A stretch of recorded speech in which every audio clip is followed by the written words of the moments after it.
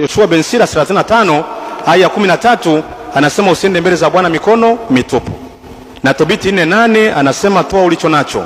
Ukiwa na kingi toa kingi. Ukiwa na kidogo toa sehemu yake tu. Hakuna ambaye hana cha kutoa.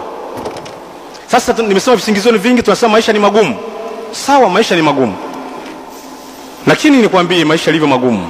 Eti mwambie mwenzako maisha ni magumu. Maisha ni magumu sana. Mkumbushe maisha ni magumu sana. Lakini harusi zinapendeza. Maisha ni magumu Maisha magumu sana.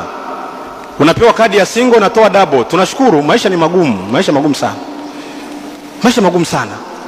Hatuachi kwenda saruni, kuchonga nywele, kusuka, kuoshwa miguu. Mwambie mwenzako maisha ni magumu bwana. Haya maisha ni magumu sana. Hatuachi kwenda kwenye viti virefu. Tunapanda viti virefu vinazunguka na tunaagiza kwa ndoo na zile ice vile vibarafu barafu na kitimoto ya kutosha. Mwambie mwenzako lakini maisha magumu bwana. Maisha ni magumu. Maisha ni magumu sana. Maisha magumu wapendwa. Magumu. Nakwambia ukiaga dunia asubuhi, watu saa 5 wana mizinga ya Keivanti, macho yashakuwa mekundu. Wanasema tunatuliza mawazo. Mwambie mwenzako maisha magumu. Maisha magumu sana.